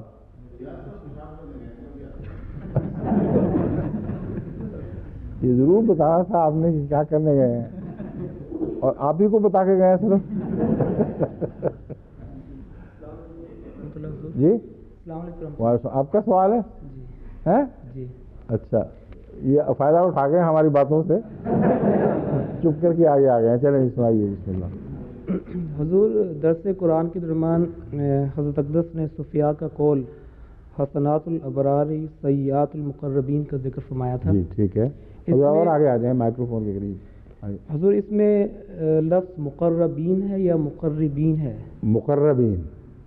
کیونکہ مقرب تو ہو ہی نہیں سکتا. مقرب سے مراد ہے اللہ تعالیٰ کا، اللہ تعالیٰ جسے قریب لے آئے تو اس میں مفعول ہوگا، یعنی کیا کہتے ہیں اس کو، مجہول. مقرب مجہول ہی ہے نا. نہیں، مقرب کی جو ساخت ہے وہ مجہول ساخت ہے نا. ہاں ہاں، اس کو مجہول ہی کہیں گے نا. بات جو بھی ہے لفظی بحث ہے. مقرب کا مطلب ہے جو خود قریب ہو جائے. مقرب کہتے ہیں وہ جسے قریب کر دیا جائے. تو مقربین کہلاتے ہیں اللہ تعالیٰ کے، مقربین نہیں. ٹھیک ہے حضور. آپ کو کیوں خیال آیا ہے؟ حضور، بعض سننے والوں میں یہ تاثر ملا ہے کہ مقربین کی راہ کو کسرہ کے ساتھ پڑھ دیا گیا، اس میں فائل بن گیا تھا. مطلب ہے ان کا مقرب پڑھ دیا ہے، بین پڑھ دیا گیا. ہو سکتا ہے مجھ سے ایسی غلطی ہو گئی ہو، مگر لازماً مقرب ہے، مقرب نہیں ہے. ٹھیک ہے، اس لیے کئی دفعہ زبان ایسی ہوئی ٹھوکر کھا جاتی ہے، اس کی پرواہ نہ کیا کریں. اصل لفظ وہی ہے جو میں نے بیان کیا، مقرب نہ کہ مقرب. جزاک اللہ. کئی دفعہ سننے والوں کو بھی غلطی لگ جاتی ہے. بعض دفعہ عربوں کو میں نے دیکھا زیر زبر پڑھتے وقت ہاف آدھا اس طرح پڑھتے ہیں کہ مجھے بعض دفعہ لگتا ہے شبہ کہ زیر پڑھی ہے. جب میں اعتراض اٹھاتا ہوں سوال تو کہتے نہیں ہم نے زبر ہی پڑھی تھی، دوبارہ سنیں تو زیر ہی سنائی دیتی ہے. تو تیز رفتاری میں ایسی باتیں ہو جاتی ہیں، اس کو زیادہ اہمیت دینے کی ضرورت نہیں. جی فرمائیے. آ جائیں رشید صاحب. آپ کے ساتھ کے بھی آ گئے ہیں دونوں پہلوان ماشاء اللہ. بشیر یاد صاحب تشریف لے آئے. آپ گزشتہ اتوار کہاں تھے آپ؟ اچھا کیا وجہ ہوئی؟ طبیعت خراب تھی؟ جی تو فون پہ سوال کر دینا تھا. بیٹھے دیکھیے. چلیں جی. السلام علیکم. وعلیکم السلام ورحمۃ اللہ. اگر اجازت ہو تو 2 سوال پوچھ سکوں پلیز؟ چھوٹے ہیں. آپ نے کبھی بھی 2 سے کم نہیں پوچھے. اجازت کی کیا بحث ہے؟ ایک سوال آپ دائیں ہاتھ پہ دائیں کان پہ ہاتھ پھیر کے کرتے ہیں, دوسرا بائیں ہاتھ پہ. حضور سورۃ نساء آیت نمبر 32 ابھی میں میں دونوں ہاتھ استعمال کر لیے, دیکھیں صاحب یہاں سے کسی میں دیکھیں. سورۃ نساء النساء آیت نمبر 32 جی گناہ کبیر کے بارے میں سوال ہے. گناہ کبائر کے بارے میں اچھا ٹھیک. سوال ہے. گناہ کبیرہ یا کبائر خالی کہیں؟ کبائر, ہاں جی, کبائر کے بارے میں سوال ہے کہ اللہ تعالیٰ کی شرک کے بعد کیا نبی کا انکار بھی گناہ کبائر میں شامل ہو سکتا ہے یا نہیں؟ اس بارے میں ہو حدیث میں سکتا ہے ذکر کہ ہے. اچھا بڑا نبی کا انکار تو کبائر میں ہے, کیونکہ کبائر کی شرط یہ بیان کی گئی ہے کہ جس کے نتیجے میں سخت سزا کی وعید ہو, اور اللہ تعالیٰ تاکیداً کھول کھول کر بیان کرے کہ اگر تم یہ کام کرو گے تو پھر جہنم ہے, دائمی جہنم ہے, یہ سزا ہے, وہ سزا ہے. تو انبیاء کا انکار تو بہت ہی بڑا اہم گناہ, اہم کیا یعنی گناہوں میں سے شرک کے بعد دوسرے درجے کا گناہ سمجھا جاتا ہے. یہ سمجھا جانا چاہیے. لا الہ الا اللہ محمد رسول اللہ, یہ جو تعلق ہے یہ بتا رہا ہے اول توحید پھر رسالت. ہاں جی, وہ اس لیے پوچھ رہا ہوں کہ حضور نے پچھلے ہفتے 2 حدیثیں پڑھی تھیں, تو ایک میں 3 بڑے گناہ کا ذکر فرمایا تھا اور ایک میں 7, ان میں ان کا ذکر نہیں تھا. اس لیے کہ جو حضرت صلی اللہ علیہ وآلہ وسلم نے شرک کی تعریف کی اور توحید پر قائم رہنے کی تلقین فرمائی, اس میں لا الہ الا اللہ کے مضمون میں رسالت کا اقرار شامل سمجھا ہے. اور یہ حضرت ابو ہریرہ والی وہ روایت ہے جس کی طرف میں اشارہ کر رہا ہوں, جس میں آپ نے فرمایا من قال لا الہ الا اللہ دخل الجنہ, جس نے لا الہ الا اللہ کہہ دیا وہ جنت میں داخل ہو گیا. حضرت عمر ان کو پکڑ کے واپس لائے اور کہا کہ یہ کیسے ہو سکتا ہے, رسول اللہ صلی اللہ علیہ وسلم نے فرمایا ہو. تو جب حضور نے فرمایا کہ میں نے کہا تھا, تو حضرت عمر نے یہ عرض کیا کہ اس سے عامت الناس کو غلط فہمی ہو سکتی ہے, یعنی رسالت کا اقرار ضروری نہیں اور دیگر نیکیاں ضرورت نہیں, مگر اگر الہ کا اس بات صرف خدا کی ذات میں کیا جائے کہ اس کے سوا کوئی معبود نہیں, تو ہر بات اس کے حوالے سے ماننی ہے, اس کے حوالے کے بغیر نہیں ماننی. اور دنیا میں اس کا حوالہ نبی ہے, اس لیے نبی کے بغیر الہ کا اس بات ممکن ہی نہیں ہے. جو سنتا ہے اور گواہ بنتا ہے, جو الہ کی طرف سے پیغامبر بنتا ہے, یہ الہ کی ذات کے اندر داخل مضمون ہے. اس وسیع معنوں میں حضرت صلی اللہ علیہ وسلم نے فرمایا من قال لا الہ الا اللہ دخل الجنہ. تو شرک کے اندر یہ مضمون آپ داخل سمجھیں, الوہیت کا انکار اور نبوت کا انکار. یہ دونوں شرک کی 2 قسمیں ہیں, اول صرف خدا کا انکار اور دوسرا نبوت کا انکار جو اس کے اندر داخل ہے. اب غور کر کے دیکھیں, جب ایک شخص کہے گا کوئی خدا نہیں, تو نبوت کا کوئی سوال باقی رہ جائے گا؟ ہاں صحیح ہے, آپ نے جو فرمایا صحیح. ہاں ہاں, خدا کے انکار کے ساتھ نبوت خود مٹ جاتی ہے, اور جب خدا کا شریک ٹھہرایا جائے تو تبھی نبوت غائب ہو جاتی ہے. حضور تو پھر غیر احمدیوں کا کیا بنے گا؟ یہ جو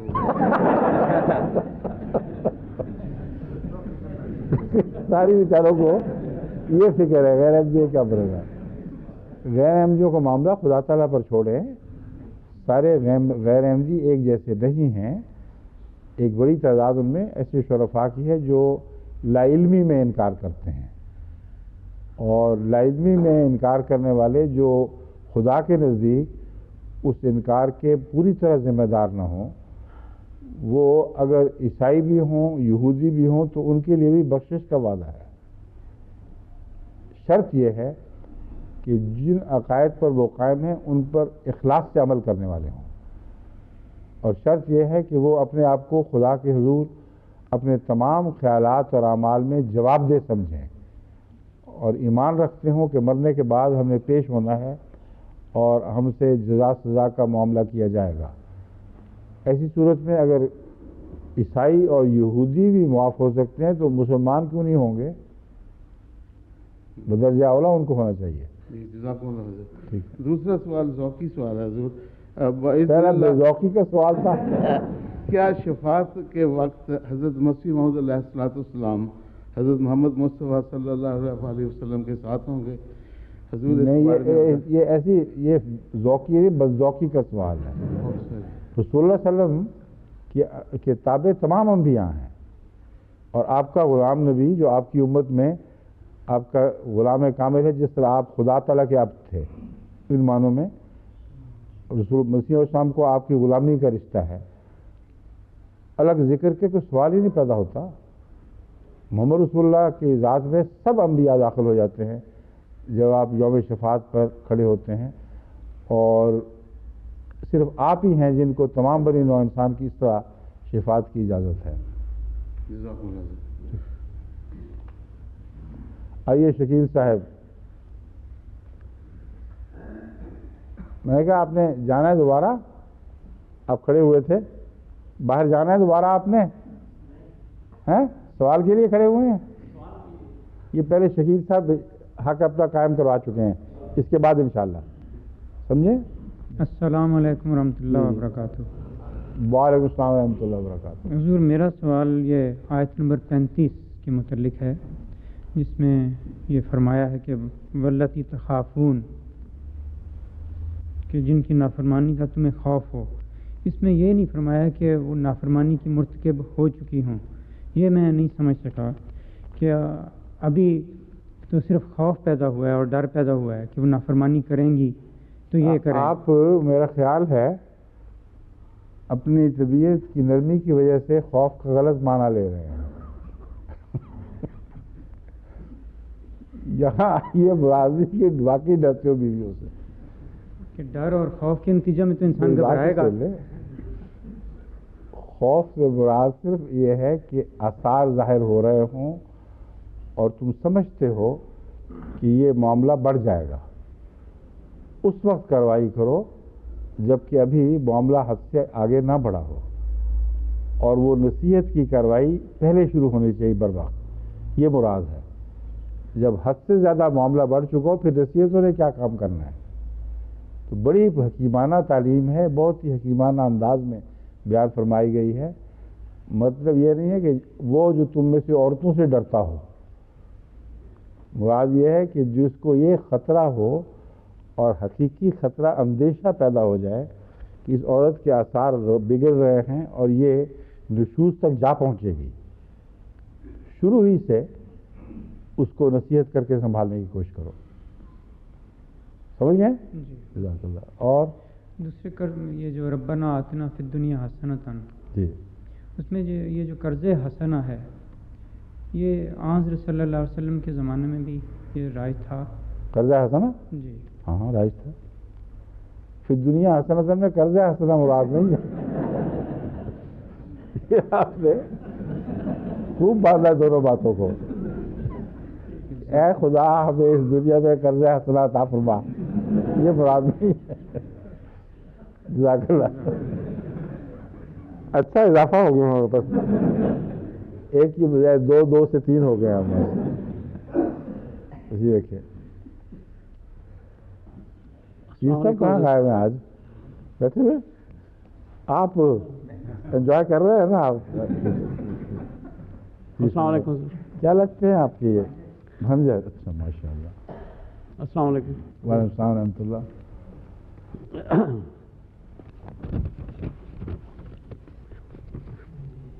ایسٹ افریقہ میں چیف اور متوکل طبقہ کے لوگوں میں رواج ہے کہ 10-20 چیف اور متوکل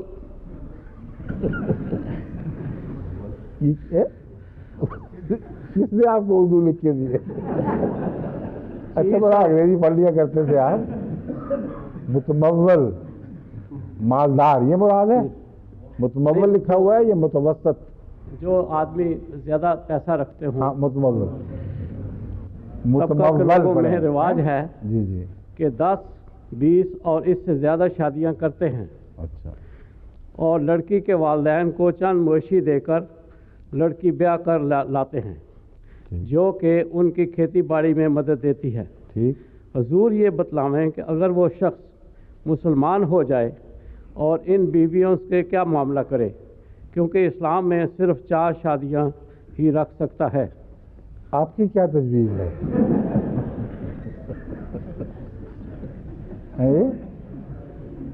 آپ فرمائیں. آپ ایسٹ افریقہ کے حالات سے واقف ہیں، میں تو نہیں ہوں. آپ کی کیا تجویز ہے، کیا کرنا چاہیے؟ میری تجویز ہاں؟ اس میں مجھے سوال ہی کرنا ہے. آپ کو حق ہے، مجھے بھی حق ہے سوال کا. دیکھیں جہاں تک مسئلے کا تعلق ہے آپ نے کوئی سوال نہیں کیا، آپ پر کھلا ہوا ہے مسئلہ. 4 سے زیادہ کی اجازت نہیں، اس لیے میں جواب کیا دوں؟ مسئلہ تو بالکل کھلا ہے. آپ نے ایسٹ افریقہ کے حوالے سے جو پوچھا ہے یہ جواب دینے کے آپ زیادہ اہل ہیں، کیونکہ آپ کی ایک عمر کا ایک حصہ ایسٹ افریقہ میں گزرا ہے. ٹھیک ہے کہ نہیں؟ تو ان حالات کا جائزہ لے کر آپ مشورہ دیں کہ ایسے لوگ کیا کریں. ایک دفعہ کا واقعہ ہے کہ ایک آدمی کی 20 بیویاں تھیں. اچھا. اور مولوی صاحب ہمارے گئے ان کے پاس. ہمارے ایم وی مولوی صاحب؟ جی. کون؟ ابھی مجھے یاد نہیں کہ کون مولوی تھے. اچھا. لیکن مولوی تھے وہ. اچھا. ہاں جی، پھر کیا ہوا؟ ہاں ہم بھی ان کے ساتھ تھے ویسے. اور آخری بات ہے ہم بھی ان کے ساتھ تھے. اچھا، پوری ایک جمعیت گئی. اس نے کہا کہ میری 20 بیویاں ہیں اور میں مسلمان تو ہونا چاہتا ہوں لیکن ابھی مشکل یہ ہے. تو مولوی صاحب نے پھر کہا کہ ایسا کرو کہ 4 کی تو اجازت ہے اور ابھی جو واپس تم سے نکل جائے قبضے میں سے اس کو واپس نہیں لانا. تو باقی ابھی یہی بات ہے. 4 سے اوپر جو ہیں ان کو آزاد کرنا پڑے گا، یہ کہا اس نے. مولوی صاحب نے یہ کہا کہ 4 سے بالا نمبر 4 کے علاوہ جو ہوں گی ان کو بطور بیوی نہیں رکھ سکتے، یہ کہا تھا. نہیں، یہ نہیں کہا. ہاں، کیا کہا؟ انہوں نے کہا کہ 4 سے زیادہ بیویاں تمہاری ہیں اس وقت اور ان میں سے اگر کوئی چلی جائے تو کم ہو جائے تو اس کو واپس نہیں لانا. باقی یہ نئی شریعت ایجاد کرنے والا مولوی. اچھا، وہ آپ کو نام یاد نہیں رہا. الحمدللہ پردہ پوشی ہو گئی. آگے اگلا سوال دوسرا کیا ہے آپ کا؟ سورۃ النساء. اور یہ کہ نہ اکٹھا کرو 2 بہنوں کو سوائے اس کے جو ہو چکا، یقیناً اللہ تعالیٰ بہت بخشنے والا بہت رحم کرنے والا ہے. ٹھیک ہے. یہ سورۃ النساء کا حوالہ ہے. ٹھیک ہے. حضور کوئی شخص اگر مسلمان ہو جائے اور اس کی 2 بیویاں ہوں اور 2 بہنیں بھی ہوں تو اگر 2 بہنیں بھی ہوں، 2 بیویاں بھی ہوں، 2 بہنیں بھی ہوں، یہ کیا مطلب ہوا؟ 2 بیویاں ہوں جو دونوں بہنیں ہوں. دونوں بہنیں ہوں. ٹھیک ہے. ہاں ٹھیک ہے. اور اگر ان کے بہنوں کے بچے بھی ہوں. ٹھیک ہے. تو اس صورت میں وہ کیا کرے؟ کیا وہ اس صورت میں لازماً ایک بہن کو طلاق دینی ہوگی، لازماً. اور جو بچے ہیں ان کے اخراجات کا اسی طرح وہ ذمہ دار ہوگا جس طرح ایک باپ اپنے بچوں کا ذمہ دار ہوتا ہے. صرف میاں بیوی کے تعلقات منقطع ہو جائیں گے مگر بچوں کی اور دوسری عائلی ذمہ داریاں اس کو اسی طرح ادا کرنی چاہیے.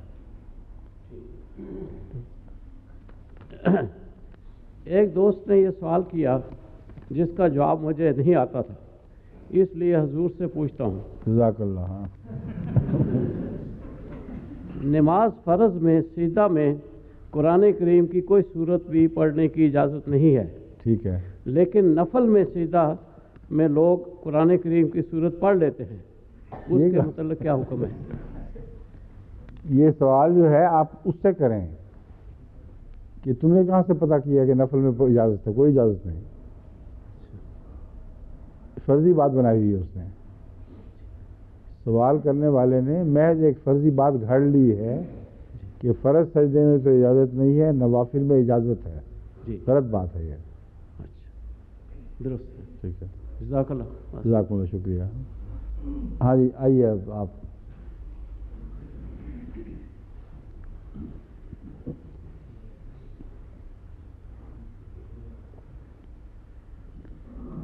فرمائیے۔ السلام علیکم حضور۔ السلام۔ میرا سوال یہ ہے کہ پچھلے دنوں درس میں آیا تھا کہ جو اپنا تاجر جو ہے اپنا منافع وہ قربان کرتا ہے وہ شہید ہے، تو اس سلسلے میں میرا سوال یہ ہے کہ منافع قربان کرتا ہے کیا مطلب؟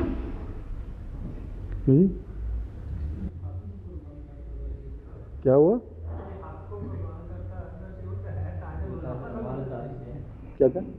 جو تاجر امانت دار ہے وہ شہید کراتا ہے، امانت دار وہ بات تو میں نے بیان کی تھی، مگر حق کو قربان کرنے والی کوئی بات نہیں ہے۔ مراد یہ ہے کہ وہ تاجر جو تقویٰ کے تقاضے پورے کرتا ہے، سچائی کو نہیں چھوڑتا اور تمام سودے دیانتداری سے کرتا ہے، اس دوران جو ظاہری نقصان اس کو پہنچتا ہے وہ اس کے لیے ایک شہادت کا رنگ رکھتا ہے، یعنی کار ثواب ہے۔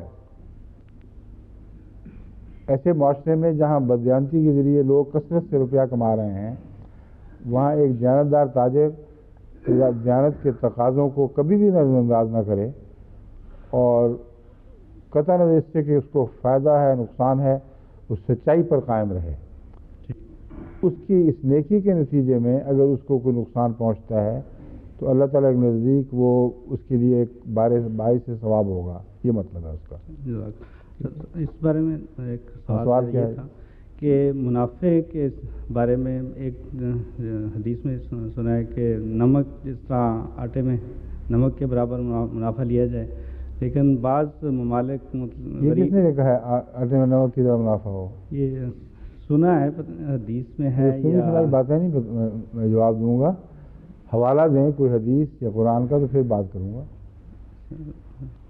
ہزار باتیں لوگوں نے سنی سنائی ہوتی ہیں لوگوں میں، جب تک حضرت صلی اللہ علیہ وسلم کوئی ارشاد واضح سامنے نہ ہو اس وقت تک میں کیسے جواب دے سکتا ہوں؟ منافع کے متعلق میں نے آپ کو قرآن کریم کی آیت کے بیان میں مفسرین کی رائے بھی بتائی تھی، اور مفسرین نے کہیں اس کا اشارہ تک بھی ذکر نہیں کیا۔ وہ یہ کہتے ہیں کہ ہر منافع جائز ہے جس میں ترازی کی شرط موجود ہو، یعنی کسی قسم کا دباؤ نہ ہو، کوئی کارٹل سسٹم کا، کوئی مافیا کا، اور اس قسم کا مجبوری کا سودا نہ ہو، اور دونوں راضی بازی ایک سودا کرتے ہیں، اس میں منافع کی شرح کی کوئی شرط نہیں ہے۔ ٹھیک ہے؟ کیوں جی فرمائیے۔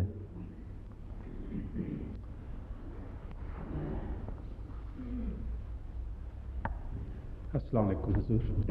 ایک ہے دو ہیں؟ ایک صفحے دو ہیں؟ نہیں، دورہ کیا اچھا۔ حضور، تبلیغ کے سلسلے میں جب انگریزوں سے گفتگو ہوتی ہے، اور خاص طور پر میں اپنے کام کا حوالہ دینا چاہتا ہوں، پڑھے لکھے لوگ ہیں، تو وہ اپنے لا مذہب ہونے کی ایک دلیل یہ دیتے ہیں، لا مذہب ہونے کی، جی، اور ایتھیسٹ ہونے کی، کہ یہ عیسائیت کی بگڑی ہوئی تعلیم کا ایک رد عمل ہے۔ لیکن بدقسمتی سے بعض مسلمان ممالک میں مذہب کے نام پر اسی قسم کے مظالم آج بھی ہیں۔ اس حالت میں اسلام کی اعلیٰ تعلیم کی عملی مثال کس طرح میں پیش کی جائے؟ اسلام کی اعلیٰ تعلیم کی عملی مثال امام وقت کے حوالے سے، اور امام وقت نے جو جماعت قائم فرمائی ہے اس کے حوالے سے پیش کی جا سکتی ہے۔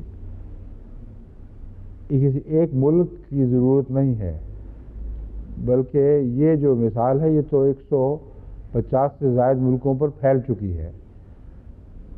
تو عام طور پر لوگ مذہب کی تائید میں سیاسی مثالیں ڈھونڈتے ہیں، حالانکہ سیاست ہی تو ذمہ دار ہے مذہب کو برباد کرنے کی۔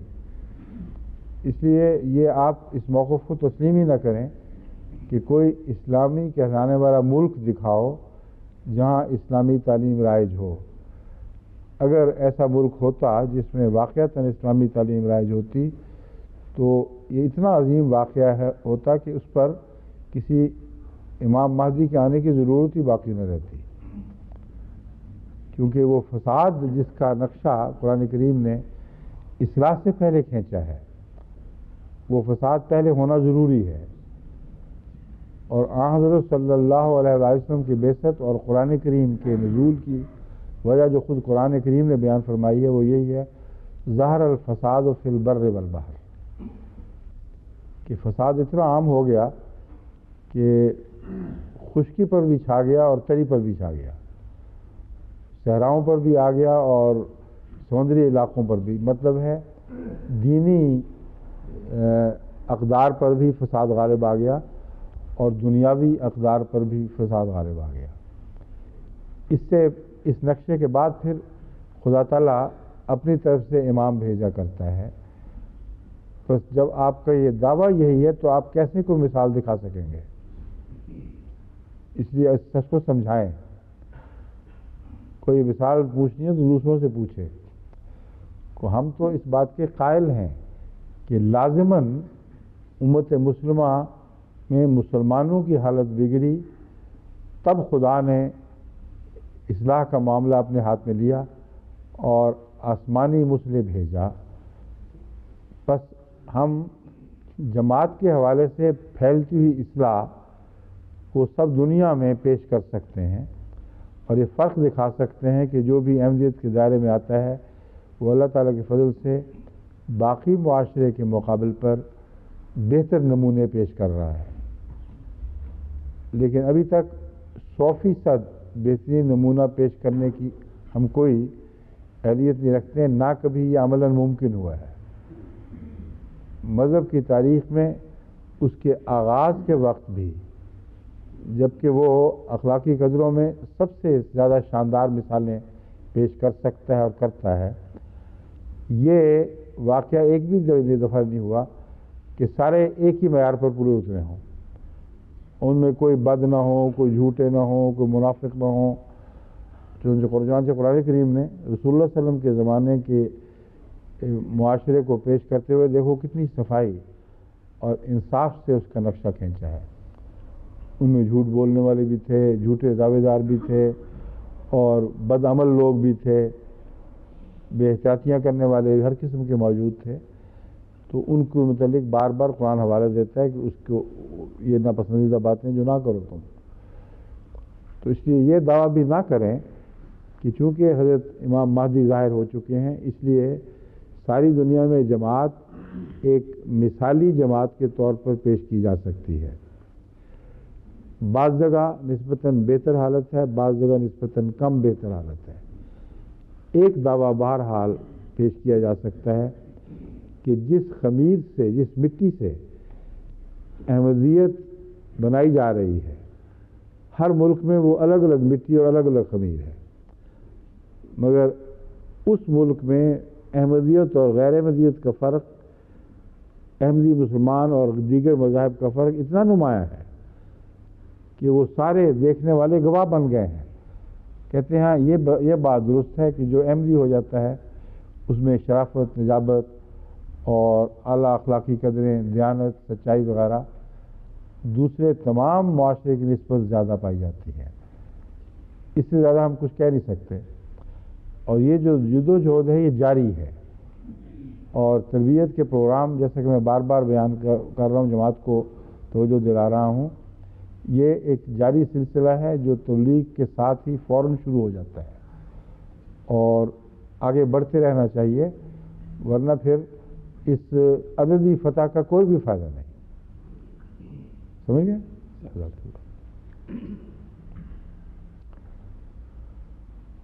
فرمائیے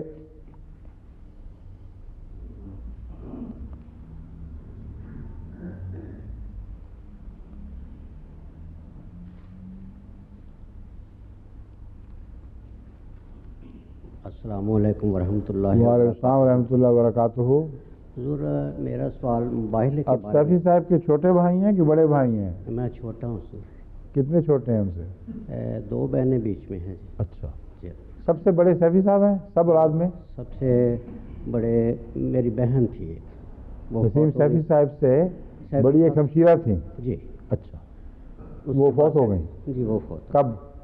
وہ سر پارٹیشن سے پہلے. اچھا اچھا. ہاں جی پارٹیشن سے پہلے. اور آپ کے ابا جان تو جامعہ احمدیہ میں ہمیں پڑھاتے رہے ہیں. مجھے تو نہیں پڑھاتے تھے مگر ہمارے دیکھتے میں اور لوگوں کو پڑھایا کرتے تھے. جی ریٹائرمنٹ کے بعد 35 اور سال. بڑی اچھی صحت تھی. جی.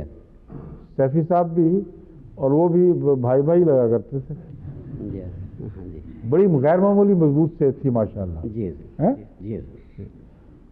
ان کی بحثیں چلا کرتی تھیں عبد الخالق صاحب سے، وہ جو عیسائیت سے ہوئے تھے نا مسلمان، ان کے ساتھ ان کی بڑی دلچسپ بحثیں چلا کرتی تھیں. اس لیے خاص طور پر نمایاں طور پر وہ ذہن پہ نقش ہیں. فرمائیں. میرا سوال جو تھا مباحلے کے بارے میں تھا. اس کے متعلق؟ مباحلے کے بارے میں کہ حضور نے جو ہمارے عقائد ہیں ان کو لکھ کر لعنت اللہ علی الکاذبین کہہ دیا. اسی طرح جو دوسرے علماء ہیں ان کو یہ کہا کہ اگر آپ ہمارے ان عقائد کو جھٹلاتے ہیں تو آپ بھی. نہیں یہ نہیں کہا. میں نے کہا اگر آپ ہماری طرف جو یہ عقائد منسوب کر رہے ہیں دیانتداری سے سمجھتے ہیں کہ واقعی یہ ہمارے عقائد ہیں، یہ کہا ہے. یہ کہا. اور تو پھر حلف اٹھائیں کہ یہی احمدیت کے عقائد ہیں جو احمدیت ہم پیش کر رہے ہیں. اور لعنت اللہ علی الکاذبین، اگر ہم جھوٹے ہوں احمدیت کی تصویر کھینچنے میں تو اللہ کی لعنت پڑے. اب یہ جو مولوی صاحبان ہیں یہ اکثر یہ کہتے ہیں حضور کے بارے میں کہ حضور فلاں جگہ تشریف لائیں، فلاں جگہ آ جائیں، فلاں جگہ آ جائیں. میرا تو ذاتی طور پہ حضور اتنا زیادہ مطالعہ کلام پاک کے بارے میں یا حدیث کے بارے میں نہیں ہے، لیکن جہاں تک بادی النظر میں نے کلام پاک پر نظر ڈالی ہے 2-3 جگہ میں نے دیکھا ہے کہ مباحلے کے بارے میں ذکر ہے. ایک جگہ جہاں یہ ہے سورہ آل عمران آیت 62، جس کا ترجمہ کچھ یوں ہے: اب جو شخص تیرے علم الہی کے آ چکنے کے بعد تجھ سے اس کے متعلق بحث کرے تو تو اسے کہہ دے کہ ہم بیٹوں کو بلائیں اور تم اپنے بیٹوں کو، اور ہم اپنی عورتوں کو اور تم اپنی عورتوں کو، اور ہم اپنے نفوس کو اور تم اپنے نفوس کو، پھر گڑ گڑا کر دعا کریں اور جھوٹوں پر اللہ تعالیٰ کی لعنت ہو. یہ کس موقع کی آیت ہے پتہ ہے آپ کو؟ جی حضور نہیں، مجھے اتنا علم نہیں. یہ نجران کے عیسائی جی حضور جو وفد کی صورت میں رسول اللہ صلی اللہ علیہ وسلم کی خدمت میں حاضر ہوئے اور کافی بحث مباحثے کے بعد جب آن حضرت صلی اللہ علیہ وآلہ وسلم نے دلائل سے ان پر ثابت کر دیا کہ تمہارے عقیدے غلط ہیں اور وہ پھر بھی ضد پر قائم رہے تو ان کو مخاطب فرمایا گیا ہے. اب کیا اس آیت کا آپ یہ مطلب لیتے ہیں کہ رسول اللہ صلی اللہ علیہ وسلم یہ فرما رہے تھے کہ تم اپنے ہاں بلا لو سارے اپنے بیٹوں اور بیٹیوں کو جو یہاں حاضر ہو جائیں؟ بعض روایتیں جو کہتی ہیں کہ حضور صلی اللہ علیہ وسلم جو وقت مقررہ ہوا تھا یا جو بھی اس کی صورت تھی سمجھا گیا تھا اس میں خود اپنے خاندان کے عورتوں وغیرہ کو لے کر اس طرف روانہ ہوئے. لیکن یہ قطعی بات ہے کہ انہوں نے مباحلہ قبول نہیں کیا تھا.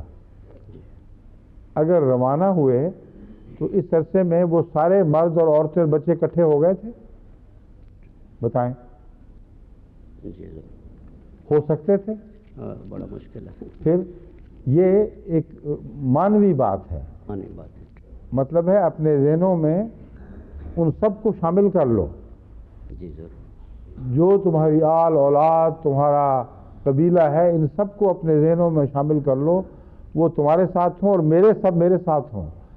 اس کے سوائے اس کا معنی ترجمہ ہو ہی نہیں سکتا. خلاف حقیقت بات ہے. وہ سارے برق تھے، ایک بھی ان میں عورت نہیں تھی، ایک بھی ان میں ان کے بچہ نہیں تھا شامل. پھر جس حدیث پہ آتا ہے کہ روانہ ہو گئے تو یہ شرط پورے ہوئے کیے بغیر کیسے روانہ ہو گئے؟ سمجھے ہیں پوائنٹ؟ جزاک اللہ. اسی لیے میں کہتا ہوں دوسرے یہ کہ اس موجودہ صورت میں جو سارا عالم مخاطب ہے، جو مسلمانوں کے علماء بستے ہیں ہر جگہ دنیا میں، ان سب کو میں نے چیلنج کیا ہے اور یہ باری باری بولتے ہیں.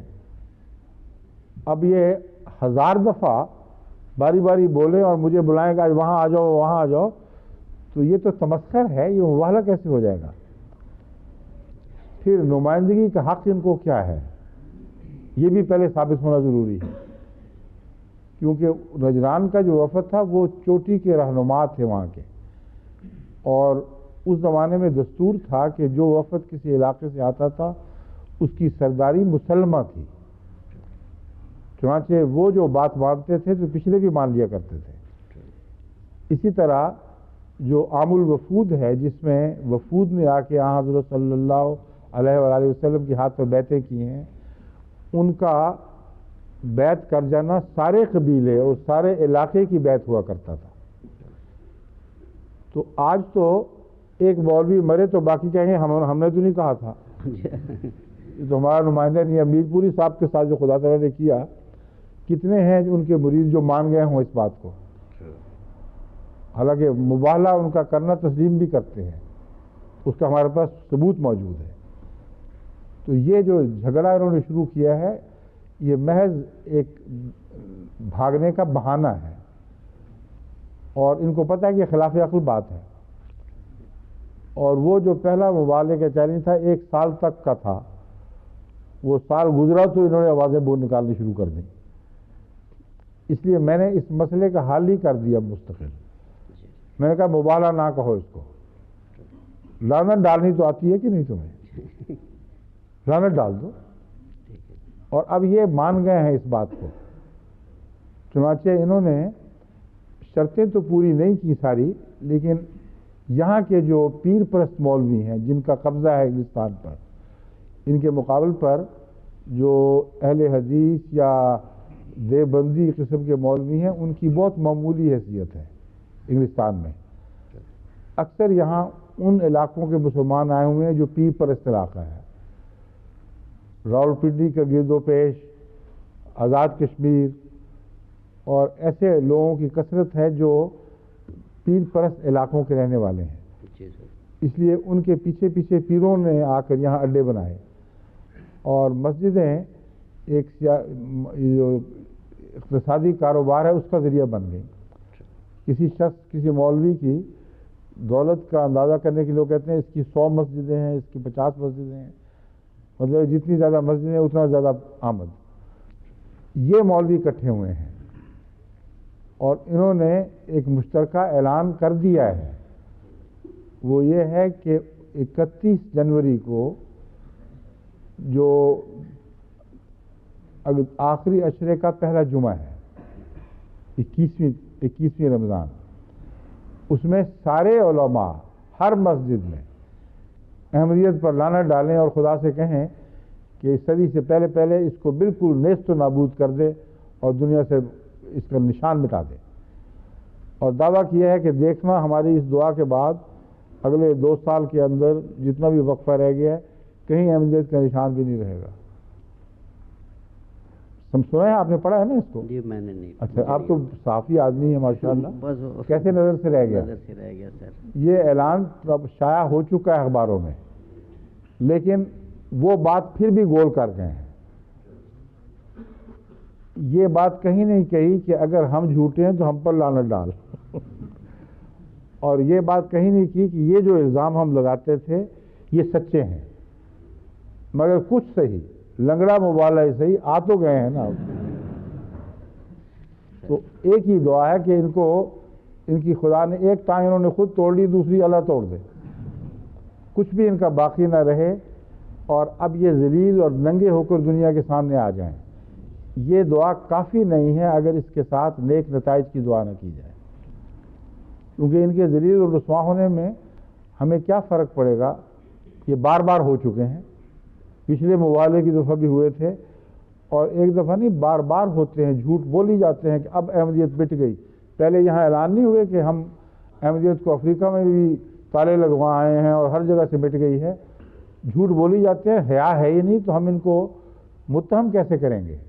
اس لیے صرف جیتنے کی خواہش بیکار ہے۔ یہ دعا کرنی چاہیے کہ اللہ تعالیٰ اگر ان کے اوپر ذلت کی مار مارتا ہے تو ایسی مارے کہ ان کے جو پچھلے ہیں وہ ہوش کریں اور ان کو نظر آ جائے کہ یہ جھوٹ ہے، اور پھر کثرت سے اللہ تعالیٰ اس کے نتیجے میں احمدیت کا ان کے مریدوں میں نفوذ کرے۔ 31 کی دعا یہ ہونی چاہیے ہماری طرف سے، سمجھ گئے؟ جزاکم اللہ، تھینک یو۔ السلام علیکم۔